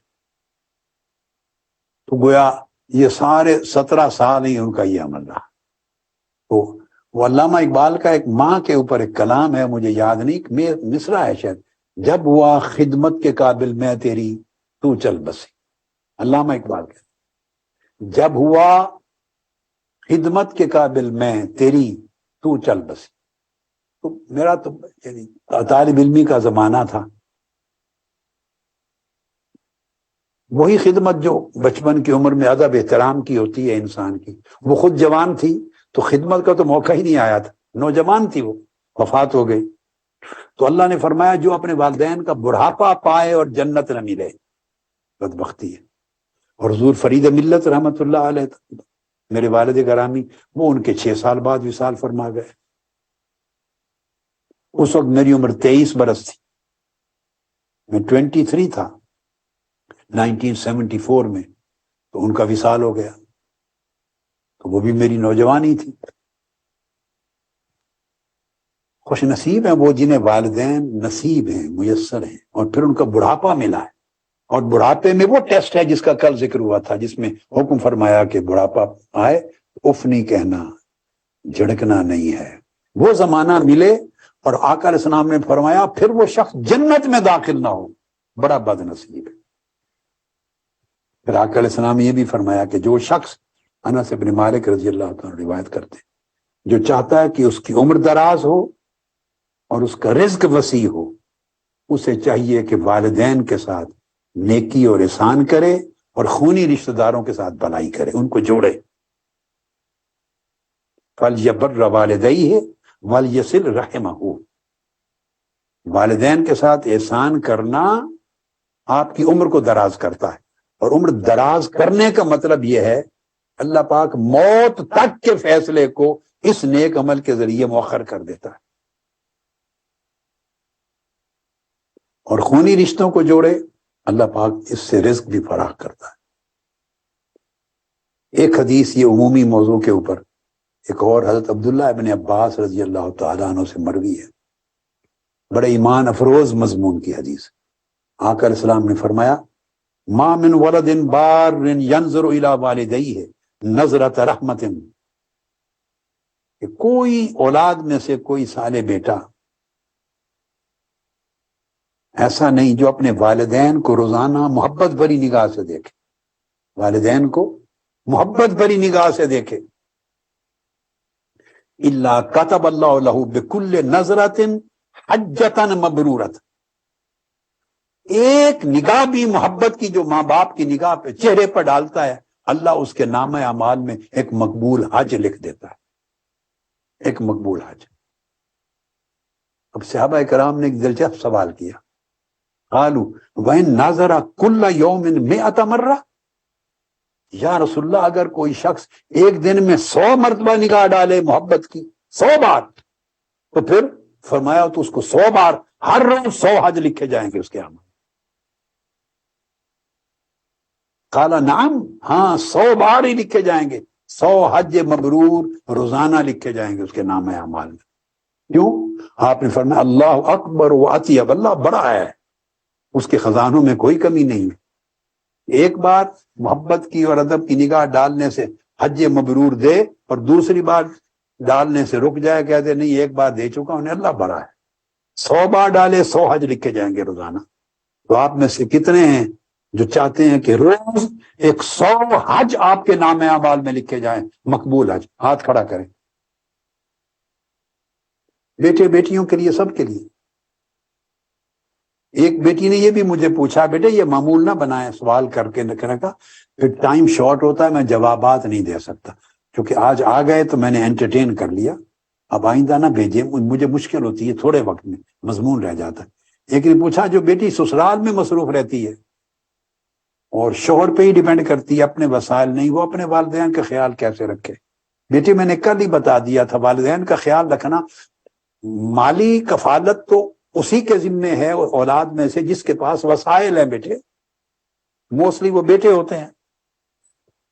اور اولاد جس کی بات آپ نے پوچھی، ماں باپ کا خیال رکھنا محبت کے ساتھ، دھیان کے ساتھ، خیریت دریافت کرنے کے ساتھ، ان کے ادب کے ساتھ، احترام کے ساتھ، ٹیلی فون کر کے پوچھتے رہنا، خیر وافیت لیتے رہنا، اپنی محبت، اپنی شفقت، اپنے احسان اور پیار میں کبھی نہ بھولیں، اور رویے میں کبھی نہ بھولیں، آپ کو اجر ملے گا۔ تو جس کی جیسی حالت ہے اسی طرح کے اس کے اوپر احکام اور واجبات ہیں۔ اب یہ تو والدین کا سبجیکٹ تھا، عمومی حسن سلوک کی اہمیت۔ اب میں 2 حصے لینا چاہتا ہوں، خاص طور پہ والدہ کے خصوصی اور امتیازی حقوق۔ والدین میں پھر والدہ کا نمبر 1 ہے حقوق کے اعتبار سے، اور اس کے بعد والد کے خصوصی امتیازی حقوق۔ اب میں تیزی سے یہ 2 بھی لینا چاہتا ہوں کنسیپٹس۔ حضرت ابو ہریرہ رضی اللہ تعالیٰ عنہ روایت کرتے ہیں، اور یہ حدیث بھی متفق علیہ ہے، ایک شخص نے آ کے عرض کیا یا رسول اللہ، سب سے زیادہ میرے حسن سلوک کا اور حسن خدمت اور حسن صحبت کا حقدار کون ہے؟ سب سے زیادہ۔ من حق الناس بحسن صحابتی، آقا علیہ السلام نے فرمایا قال امک، قال ثم من، قال ثم امک، قال ثم من، قال ثم امک، قال ثم من، قال ثم ابوک۔ 3 بار تک پوچھا کہ سب سے زیادہ حق مجھ پر کس کا ہے؟ حسن خدمت اور حسن صحبت کا۔ فرمایا تیری ماں کا، پھر فرمایا تیری ماں کا، پھر فرمایا تیری ماں کا، پھر 4تھی بار پوچھا اس کے بعد فرمایا تمہارے باپ کا، والد کا۔ والد پریشان نہ ہو جائیں، ان کا میں سبجیکٹ بعد میں لے رہا ہوں ایکسکلوسیو۔ ام المومنین حضرت عائشہ صدیقہ رضی اللہ تعالیٰ عنہ فرماتی ہیں، اور یہ حدیث مسند احمد بن حنبل میں ہے، نا حسین بھائی ہنس پڑے اور حسن بھائی، کیونکہ وہ تو والد ہے نا، سمجھے والدہ کے حق ہو رہے ہیں تو ہم کہاں گئے، آپ کی بھی ابھی باری آ رہی۔ ام المومنین سیدہ عائشہ صدیقہ رضی اللہ تعالیٰ عنہ فرماتی ہیں کہ آقا علیہ السلام نے فرمایا، حضور علیہ السلام نے قال رسول اللہ صلی اللہ علیہ وسلم نمت فرأیتنی فی الجنہ، آقا علیہ السلام نے اپنا خواب بیان فرمایا۔ آقا علیہ السلام نے فرمایا عائشہ مجھے خواب آیا ہے، میں سویا، میں نے خواب میں اپنے آپ کو جنت میں دیکھا کہ میں جنت میں تھا۔ فسمعت صوت قارئ یقرأ، تو میں نے جنت میں ایک قاری کو خوبصورتی سے قرآن پڑھتے ہوئے سنا، قرآن پڑھ رہا تھا، تلاوت کر رہا تھا۔ میں نے ملائکہ سے پوچھا، فرشتوں سے، وقلت من ھذا، یہ خوش نصیب کون ہے جنت میں قرآن کی تلاوت کر رہا ہے؟ فقالوا هذا حارثہ بن النعمان، ملائکہ نے کہا یہ حارثہ بن نعمان ہے۔ حضور علیہ الصلوۃ والسلام کے ایک صحابی تھے حارثہ بن نعمان۔ جب یہ فرمایا تو آقا علیہ السلام فرماتے ہیں، جواب دیا آقا علیہ السلام نے، کذالک البر کذالک البر وکان ابر الناس بامہ، فرمایا ہاں نیکی کا بدلہ ایسے ہی ہوتا ہے، نیکی کا بدلہ ایسے ہی ہوتا ہے۔ یہ اپنی ماں کے ساتھ بہت نیکی کرنے والا تھا حارثہ، اس کو یہی بدلہ ملنا چاہیے تھا جو اللہ نے عطا کی۔ یہ منظر آقا علیہ السلام نے خود خواب میں دیکھا اور بیان فرمایا۔ یہ مسند احمد بن حنبل کی حدیث ہے، اور امام نسائی نے سنن کبریٰ میں اور امام حاکم نے بھی بیان کی۔ آپ نے حضرت اویس قرنی رضی اللہ تعالیٰ عنہ کا نام سنا ہے، آپ میں سے ہر ایک نے سنا ہے۔ ان کا نام آپ جانتے ہیں ان کی ولایت و معرفت کے حوالے سے اور ان کے عشق رسول کے حوالے سے، اس اینگل سے، مگر ان کی شخصیت کا ایک ہی اینگل جو آقا علیہ السلام نے بیان فرمایا، یاد رکھ لیں یہ واحد تابعی ہیں، واحد جن کا نام لے کر آقا علیہ السلام نے بیان کیا ہے، تابعی کا نام لے کر۔ حضرت اویس قرنی رضی اللہ تعالیٰ عنہ، اور یہ صحیح مسلم کی حدیث ہے، حدیث صحیح، اور آقا علیہ السلام نے آپ کی ایک فضیلت بیان کی ہے خود اپنی زبان مبارک۔ وہ کیا؟ سیدنا فاروق اعظم رضی اللہ تعالیٰ عنہ کو بتایا، طویل حدیث ہے، میں صرف ریلیونٹ حصہ بیان کرنا ہوں۔ بتایا کہ عمر جب تمہاری ملاقات ہو اویس سے جو کرن کا رہنے والا ہے، اس کی پہچان یہ ہے اور اس کی فضیلت یہ ہے کہ اپنی والدہ کے ساتھ بڑی نیکی اور احسان کرنے والا، یہ اویس کی خصوصیت ہے، اویس قرنی کی۔ لہو والدۃ وہو بہا بر لو اقسم علی اللہ لا برہ، بر کا لفظ 2 بار آیا جی، ہوا بہا بر اور پھر لا برہ۔ اویس قرنی وہ شخص ہے جو بڑی نیکی کرنے والا، بڑا احسان کرنے والا، بڑی خدمت گزاری کرنے والا اپنی والدہ کی، یہ فضیلت بیان کی۔ اور اس کا اجر اللہ نے کیا دیا کہ اگر وہ اللہ کا نام لے کر کسی عمل کے ہونے کی قسم کھا دے لا برہ، تو اللہ اس کی قسم کو پورا کر کے رہتا۔ اب یہ جو 2 ٹکڑے ہیں جڑے ہوئے ایک ہی مقام پر، یہ معنی اس طرح کا دیتے ہیں کہ والدہ کے ساتھ سیدنا اویس قرنی رضی اللہ تعالیٰ عنہ کی اس بے حساب نیکی کا بدلہ اللہ نے اس کے لیے اس طرح دیا کہ جیسے حضرت اویس قرنی ماں کی کوئی بات نہیں ٹالتے، جو چاہے وہ کرتے ہیں، جائز ہو، بشرطے کہ جائز، میں نے کل کہہ دیا تھا ناجائز کرنے کی اجازت نہیں۔ جو بات اپنے حق میں جو اللہ نے واجبات میں رکھی ہے مانگتی ہے وہ دیتا ہے، تو میں نے اس کا صلہ یہ دیا ہے کہ اویس مجھ سے جو مانگتا ہے میں دیتا ہوں، اور میرا نام لے کے جو قسم کھا دے میں پوری کر دیتا ہوں، وہی تقدیر بنا دے۔ یہ اویس قرنی رضی اللہ تعالیٰ عنہ۔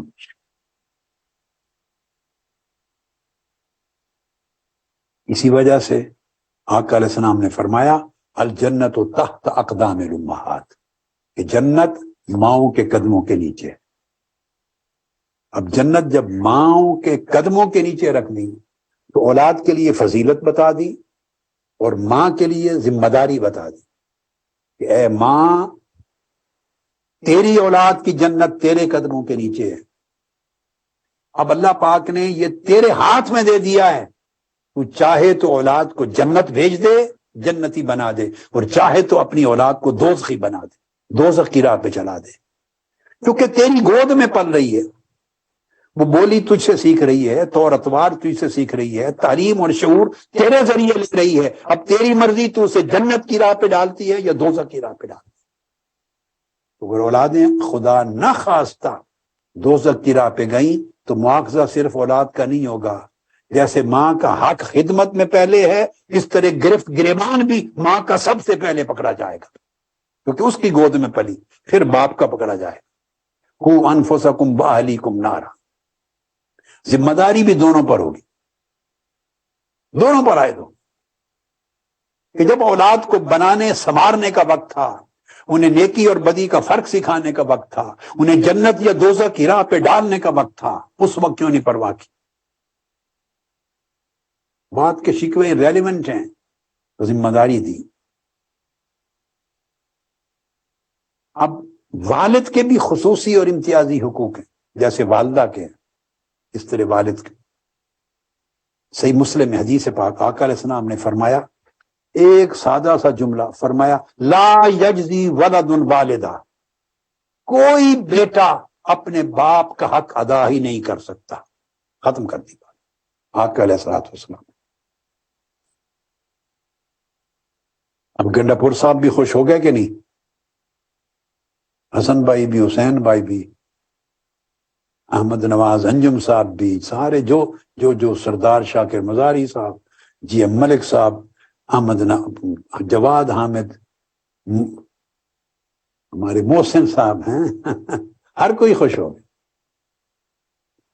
کوئی بیٹا اپنے باپ کا حق ادا نہیں کر سکتا۔ عرفان یوسف بھی تو باپ ہوگا نا، اس کے بھی تو بیٹے ہوں گے،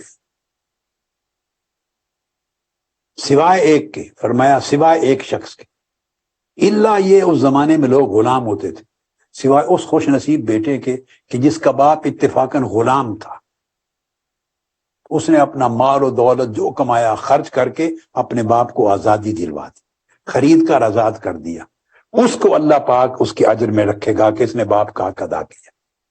اب تو نہ غلامی رہی نہ آزادی رہی، ویسے پوری قوم ہی غلام ہے، اب کوئی کس کو آزاد کروائے گا؟ سارا ملک غلام ہے۔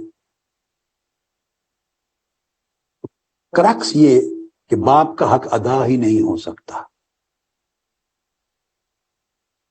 حضرت عمرو بن شعیب اپنے والد اور دادا کی روایت بیان کرتے ہیں کہ آقا علیہ السلام نے فرمایا، اولاد کے لیے کسی شخص نے پوچھا، سوال کیا، اپنے والد کے اوپر میں مال خرچ کروں کیا حکم ہے؟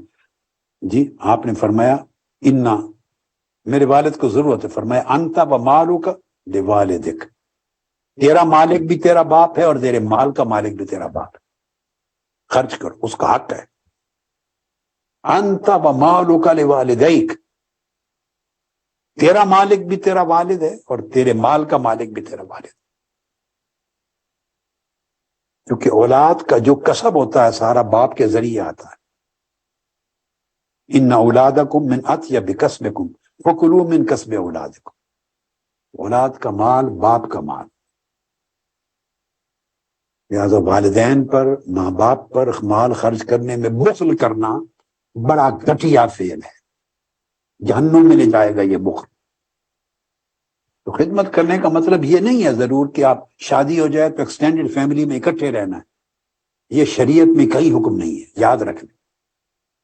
یہ بدقسمتی سے ہمارے انڈو پاک سب کانٹیننٹ پاکستان انڈیا کا کلچر ہے، ماں باپ ناجائز اصرار کرتے ہیں، اب تو زیادہ تر نہیں کرتے، زیادہ نہیں کرتے، مگر جہاں یہ سٹل ہے وہ جان لے کہ یہ ناجائز ہے، گناہ کا عمل ہے۔ یہ والدین کے حقوق میں سے ہے ہی نہیں کہ شادی کے بعد بیٹا اور بہو آپ کے ساتھ ایکسٹینڈڈ گھر میں رہیں۔ ہاں اگر وہ خوشی سے رہیں، تعلقات خراب نہیں ہوتے، اور آپ کی بہو یعنی بیٹی جو آپ کے گھر آئی ہے، آپ کے بیٹے کی بیوی، وہ رضامند ہے تو کوئی حرج نہیں، سو بسم اللہ۔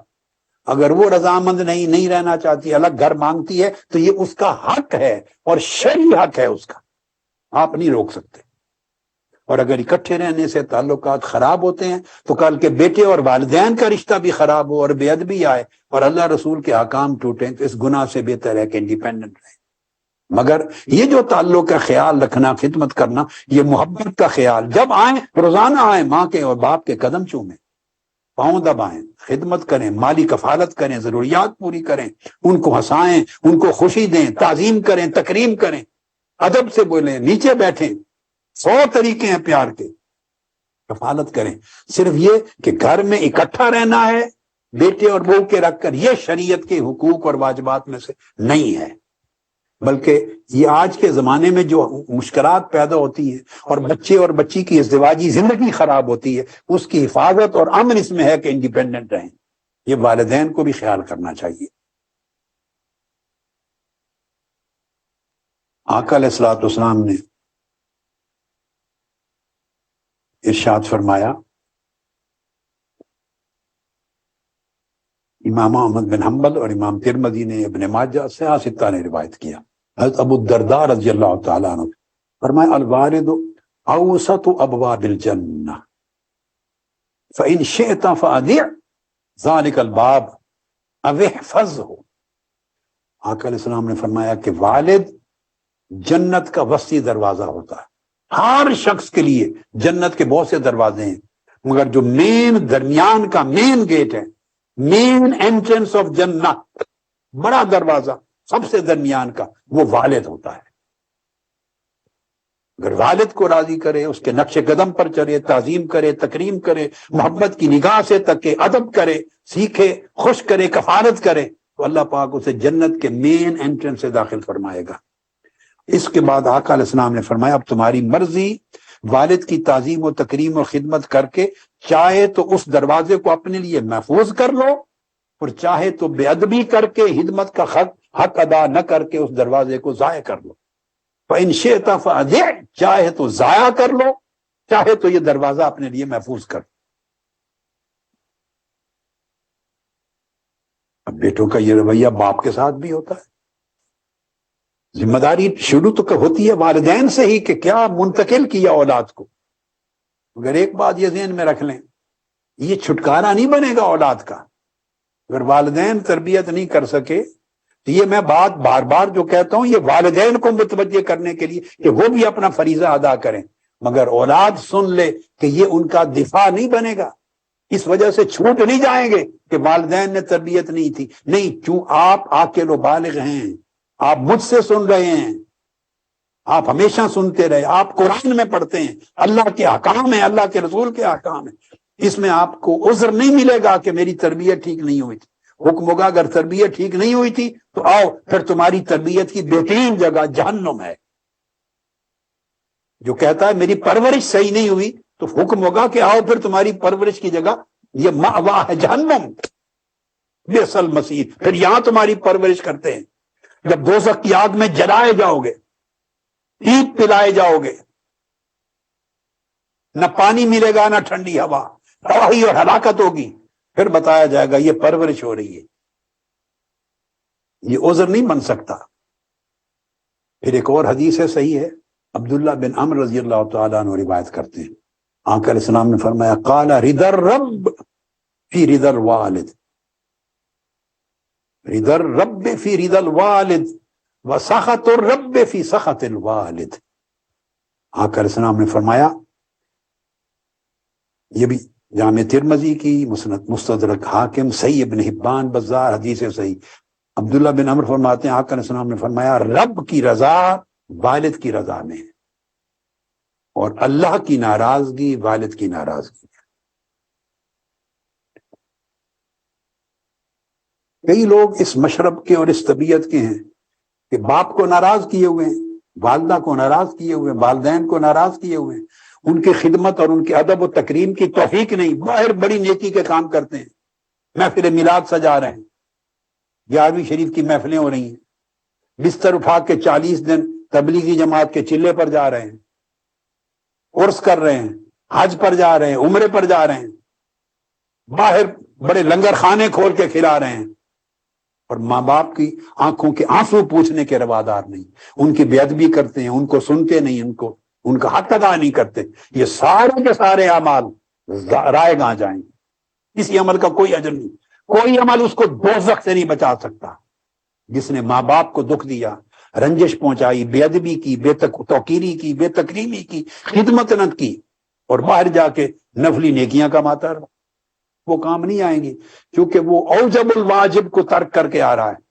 سب واجبوں سے بڑے واجب کو، فرضوں سے بڑے فرض کو اللہ کی عبادت کے بعد جب ترک کر رہا ہے تو چھوٹی نیکیاں کیسے بچائیں گی اس کو؟ یہ ترجیحات کا میٹر ہے۔ آقا علیہ السلام نے فرمایا، حضرت جابر بن عبداللہ سے مروی ہے، بروا آباءکم تبرکم ابناءکم، آپ نے فرمایا اپنے باپ دادا کی تعظیم و تکریم کرو، تمہاری اولادیں تمہاری تکریم و تعظیم کریں گے۔ اتنا خوبصورت فارمولہ ہے۔ برو آباءکم، اپنے باپ دادا کی تعظیم کرو، تکریم کرو، ان کا ادب کرو، ان سے محبت کرو، ان کی حسن خدمت سے کو سعادت سمجھو. تمہاری اولادیں اور نسلیں اسی طرح تمہاری خدمت کریں گی، تمہارے ساتھ نیکی سے پیش آئیں گی. پھر فرمایا وَعِفُّ عَن نِّسَاءِ النَّاسِ تَعِفُّ نِسَاؤُكُمْ، لوگ دوسروں کی بیٹیوں اور دوسروں کی جو عورتیں ہیں اور بیٹیاں، ان کے ساتھ ان کی عصمت و عزت کی حفاظت کرو، اللہ تمہارے گھر کی بیٹیوں اور عورتوں کی عزت کی حفاظت کرے گا. جو آدمی درندہ بنتا ہے باہر کے لیے، اس کے گھر درندے آتے ہیں، چپٹتے ہیں. یہاں ایک بڑے راز کی بات ہے جس کا تعلق براہ راست آج کے معاشرے میں ہے. آج جہاں ملک میں بے روزگاری بڑھ گئی ہے، غربت بڑھ گئی ہے، مہنگائی بڑھ گئی ہے، وسائل نہیں رہے، مشکلات ہیں، تو اللہ پاک معاف کر دے، مجھے اطلاع آئے روز آتی ہے پاکستان سے کہ لوگ روٹی کا لقمہ کھانے کے لیے گھر کی عزتیں بیچ رہے ہیں. بہت سے لوگ مجھے بتاتے ہیں حرام کا لقمہ، ہوش کے ناخن لو، بیدار ہو جاؤ نیند سے، دوزخ کی آگ بڑھ کے ختم کر کے رکھ دینے والی ہے، کچھ نہیں بچے گا. اپنی عزتیں بیچ کے جو روٹی کا لقمہ آپ کھاتے ہیں، اس سے 1000 درجے بہتر ہے کہ اگر بھوک سے مر جائیں تو شہید کا مقام ملے گا، مگر عزت بیچ کر حرام کا لقمہ کھا کے زندگی بچا لینا، یہ مرنے سے 1,00,000 درجے بدتر ہے. جیتے جی دوزخ کما رہے ہیں. اور لوگوں کی عزتوں سے، دوسروں کی عزتوں سے کھیلنے والے کو آقا علیہ السلام نے فرمایا جو دوسرے کی ماں بہن بیٹی کی عزت سے کھیلتا ہے، اس کے گھر کی بیٹیوں کی عزت سے کھیلا جاتا ہے. اگر آپ درندے بنتے ہیں اور دوسروں کی عزت تار تار کرتے ہیں تو کبھی خیال نہ کریں کہ آپ کی بیٹیوں کی عزت محفوظ ہوگی، ان پر بھی درندے چپٹیں گے. لہذا یہ گناہ جو بشر کرتا ہے وہ گناہ اس کے گھر میں ہو.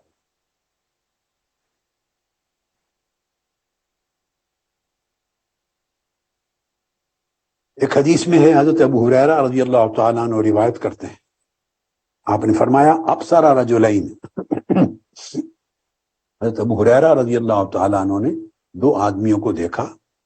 اور ایک اور روایت میں حضرت ام المومنین سید عائشہ صدیقہ رضی اللہ تعالیٰ عنہ نے آقا علیہ السلام سے مروی، ان سے روایت کی کہ آپ نے 2 آدمیوں کو دیکھا، اکٹھے آ رہے تھے.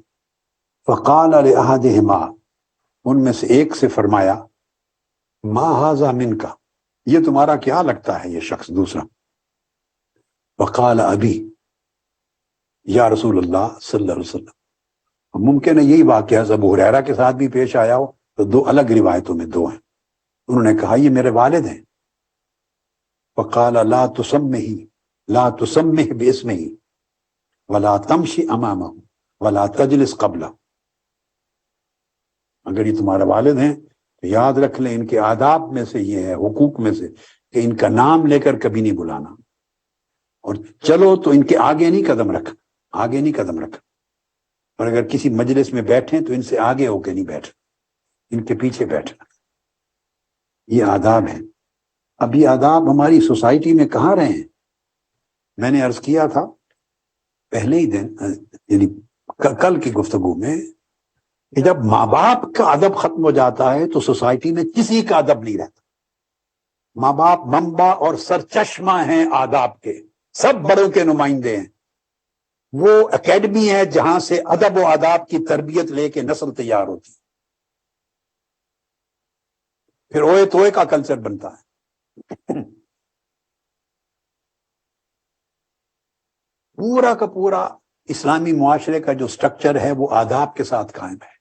جس پورے معاشرے میں اور سماج میں اخلاق نہیں رہے، اسلامی آداب نہیں رہے، سمجھے وہ اسلامی معاشرہ نہیں رہا، حتیٰ کہ انسانی معاشرہ نہیں رہا، وہ حیوانوں کا ہجوم بن گیا ہے. میری کوشش یہ ہے کہ یہ جو حالات تباہ کر رہے ہیں اخلاقیات کو، آداب کو، انسانیت کو اور ایمانیت کو اور مسلمانیت کو برباد کر رہے ہیں، میں چاہتا ہوں کہ منہاج القرآن کے ذریعے اس قوم کے اندر ایک قوم کو جنم دیں، اور دیا ہے. آپ نے 40 سال میں دیکھا ہے کہ اس قوم کے اندر ایک قوم تیار ہوئی ہے، یہ جو آئے بیٹھے ہیں یہ اسی قوم میں سے نمائندے ہیں۔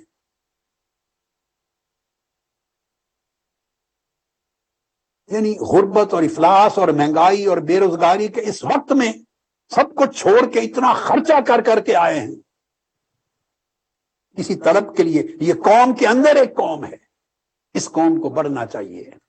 یہ قوم بڑھے گی تو پوری قوم بچے گی۔ آپ کی یہ قوم جو نیکیوں پر قائم ہو، اخلاق پر قائم ہو، آداب پر قائم ہو، نیک سیرتی پر قائم ہو، تقوی پر قائم ہو، احسان پر قائم ہو، یہ قوم جتنی بڑھے گی تو وہ بڑے پیمانے کی قوم بچے گی، ملک بچے گا۔ مہنگائی نے یاد رکھ لیں کبھی کم نہیں ہونا، ذہن میں رکھ لیں۔ جس ملک میں حکمران اور ملک کے بڑے لوٹ مار کرنے والے، حرام خور، حرام کار، کرپشن کرنے والے، لوٹنے والے ہوں، اور جن کو غریبوں کا، کمزوروں کا، نسلوں کا کوئی درد اور احساس نہ ہو، اور حلال اور حرام کا فرق جس معاشرے میں حکمرانوں میں مٹ جائے، ظلم اور ناانصافی کا اور عدل کا فرق مٹ جائے، اور بولی جھوٹ ہو، کذب ہو، دھوکہ ہو، تہمت ہو، یہ کچھ ہو رہا ہے رات دن، آپ دیکھتے ہیں ٹیلی ویژن کے ذریعے یہ کچھ ہو رہا ہے، اس معاشرے میں خیر نہیں رہتی۔ اب بچائیں، آگ لگی ہے اس معاشرے کو، آگ لگ گئی۔ جب پورے شہر کو آگ لگ جائے تو آپ نہیں بچاتے خود کو؟ بولیے کیا کرتے ہیں؟ ترتیب ہوتی ہے، ترتیب۔ پورا شہر جب آگ کی زد میں آ جائے اور آگ لگ گئی ہو تو سب سے پہلے بندہ خود کو بچاتا ہے، پھر اپنے گھر والوں کو بچاتا ہے، پھر پڑوسیوں کو بچاتا ہے، پھر محلے میں جہاں تک اس کی بساط ہے ہو سکے بچانے کی کوشش کرتا ہے۔ یہ اس لگی ہوئی آگ میں میں آپ کو بچانے کی کوشش کر رہا ہوں۔ خود کو بچاؤ، پھر گھر والوں کو بچاؤ، پھر اڑوس پڑوس کو بچاؤ، پھر اہل محلہ کو بچاؤ، اقارب کو بچاؤ، رشتہ داروں، تھوڑا تھوڑا کر کے افراد اور نفوس انسانی کو بچاتے جاؤ گے۔ یہ آپ کا انقلاب ہے، یہ جہاد ہے۔ اس لگی ہوئی آگ کو آپ اس وقت نہیں بجھا سکتے، اس کے بڑے عوامل ہیں۔ میں سب کچھ حالات کو جانتا ہوں، نیچے سے اوپر اور دائیں سے بائیں اور اندر سے باہر سب جانتا ہوں، بتا نہیں سکتا۔ اس کو کوئی اس آگ کو بجھا نہیں سکتا۔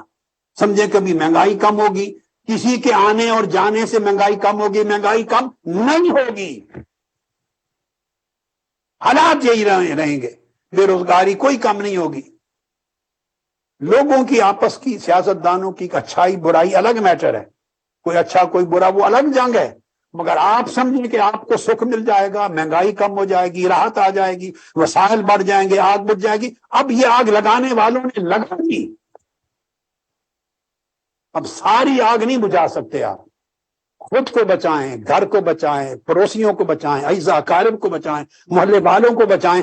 ہر شخص یہ عمل کرتا رہے تو کچھ نہ کچھ تو بجھتی جائے گی نا۔ یہ بہت بڑا جہاد ہے۔ ممکن ہے الٹیمیٹلی جب ہر شخص یہ عمل کرنے لگے تو پھر پورے شہر کی آگ بھی بجھ جائے، مگر تب جب ہر شخص آگ بجھانے کے عمل میں شریک ہو۔ اب آخری حصہ جو دینا چاہتا ہوں آج، والدین کی نافرمانی اکبر الکبائر ہے، سب بڑے گناہوں میں سب سے بڑا گناہ۔ حضرت ابو بکر رضی اللہ تعالیٰ عنہ روایت کرتے ہیں کہ آقا علیہ السلام نے فرمایا، الا انبئکم باکبر الکبائر، کیا نہ بیان کروں کہ سب سے بڑے گناہوں میں سے کون سے ہیں؟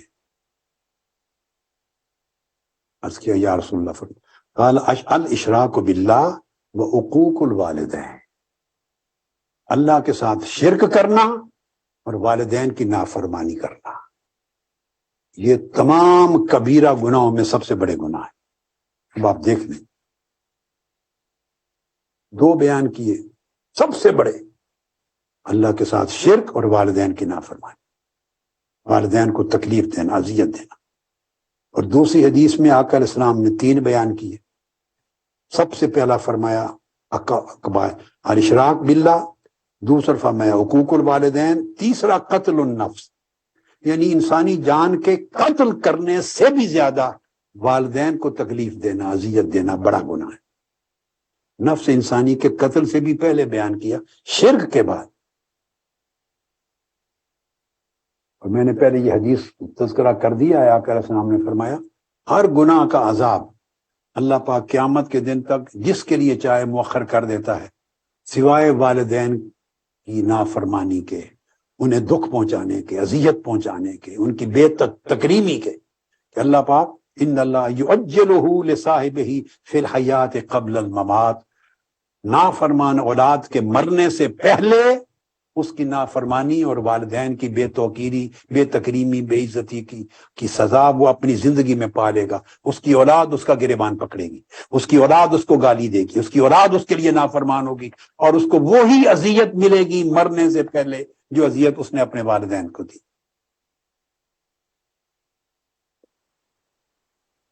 ایک شخص تھا، حدیث پاک میں آتا ہے، وہ خوارج کے ایک گروہ میں مل گیا اور خارجیوں کے ساتھ مل کے مظالم کرتا رہا، بعد میں پھر پلٹ کے اسلام کی طرف آ گیا۔ اس نے حضرت عبداللہ بن عمر رضی اللہ تعالیٰ عنہ سے کہا کہ میں نے نجدات کا جو فرقہ تھا خوارج کا، خارجیوں کا، اس میں رہ کے بڑے گناہ کیے، بڑے ظلم کیے، پچھتاتا ہوں، میری معافی کی کوئی صورت ہے؟ تو آپ نے فرمایا، تو عبداللہ بن عمر رضی اللہ تعالیٰ عنہ نے فرمایا، کیا تو واقعی دوزخ سے ڈرتا ہے اور چاہتا ہے واقعی دل سے کہ تو جنت میں داخل ہو؟ اس نے کہا جی واللہ، اللہ کی قسم اس طرح چاہتا ہوں۔ آپ نے فرمایا احی والداک، کیا تمہارے والدین زندہ ہیں؟ اس نے کہا میری ماں زندہ ہے۔ اس نے کہا جاؤ خدا کی قسم، لو علنت لها الکلام واطعمت لها الطعام لتدخلن الجنت مجتنبت الکبائر۔ والدین میں اگر کوئی بھی زندہ ہے، اس نے کہا میری ماں، کہ جاؤ اس کے ساتھ میٹھا کلام کرو، محبت بھری گفتگو کرو، اس کو ہنساؤ، اس کے دل کو راضی کرو، اس کو اپنے ہاتھوں سے کھانا کھلایا کرو، کھانا کھلاؤ، تمہیں یقیناً جنت میں جاؤ گے، بشرطے کہ آئندہ بڑے گناہوں سے بچتے رہو، بڑے گناہوں سے بچتے رہو۔ آقا علیہ السلام نے فرمایا کہ یہ اللہ پاک کا قانون ہے کہ 3 لوگ کبھی جنت میں نہیں جائیں گے، 3 لوگ جنت میں نہیں جا سکتے۔ لا يدخل الجنت منان، وہ شخص جو احسان کر کے پھر اس دوسرے غریب کو جتلواتا ہے، خواہ زبان سے جتلائے، خواہ آنکھوں سے، خواہ باڈی لینگویج سے، خواہ طرز عمل سے جتلائے، مگر اپنا احسان کر کے جتائے، یہ اذیت دینا ہے غریب کو، یہ شخص، اس پر جنت کا دروازہ بند ہے۔ ولا آقن والدے، اور جو والدین کو تکلیف پہنچائے، اذیت دے، نافرمانی کرے۔ اور تیسرا شراب پینے والا، شرابی شخص۔ اب شراب کلچر ہو گیا ہے، ہم نے اپنے اوپر جنت کے سارے دروازے بند کر دیے، دوزخ کے دروازے کھلتے جا رہے ہیں۔ آپ کی سٹرگل کیا ہے، جہاد کیا ہے، آپ کا انقلاب کیا ہے؟ ان بند ہو جانے والے جنت کے دروازوں کو کھولنا، اپنے لیے، اپنے گھرانے کے لیے، اپنے پڑوس کے لیے، اپنے جوانوں کے لیے، بیٹے بیٹیوں اور پوری سوسائٹی کے لیے، ان کی روش کو بدلنا۔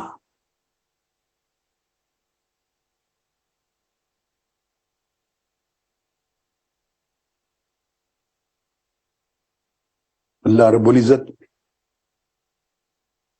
اس خاص وعدے کا آقا علیہ السلام نے ذکر فرمایا۔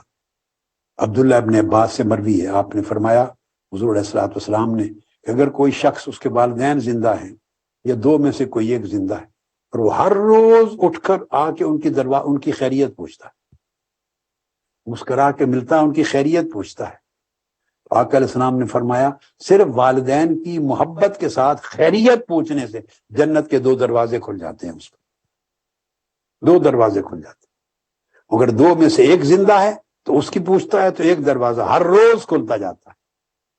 آپ نہیں چاہتے کہ ہر روز جنت کے دروازے آپ کو کھلتے جائیں اور دوزخ کے دروازے بند ہو جائیں۔ حضرت ابو امامہ رضی اللہ تعالیٰ عنہ روایت کرتے ہیں کہ ایک شخص نے آقا علیہ السلام سے پوچھا ما حق الوالدین علی ولدہما، یا رسول اللہ، والدین کا حق کیا ہے؟ خلاصتاً پوچھا، بیٹے پر، اولاد پر والدین کا حق کیا ہے؟ آقا علیہ السلام نے ایک لفظ میں جواب دیا، فرمایا ہما جنتوں کا ونارک، والدین اولاد کی جنت بھی ہوتے ہیں اور اولاد کی دوزخ بھی ہوتے ہیں۔ اگر اولاد والدین کا حق ادا کرتی رہے تو اس کی جنت ہے، اگر والدین کی حق تلفی کرتی رہے تو اسی کے لیے دوزخ ہے۔ تو والدین جنت اور دوزخ دونوں میں سے جس کو چاہے اولاد اپنے لیے راستہ بنا لے، جنت کا راستہ نکالے وہ بھی والدین سے نکلتا ہے، دوزخ کا راستہ کھولنا چاہے تو والدین سے ہی کھولتا ہے. یہ مضمون حقوق والدین کا اور واجبات والدین کا ضروری حد تک جتنے اس کے پہلو تھے میں نے 2 دنوں میں مکمل کی ہے. اللہ رب العزت کی حضور التجا ہے کہ اللہ پاک اب یہ انسانی اور سماجی رشتوں میں چونکہ سب سے پہلا رشتہ ہے، جب یہ رشتہ سمر جائے تو اگلے رشتوں کو سنوارنے کا انسان کو ڈھنگ آ جاتا ہے، سلیقہ آ جاتا ہے.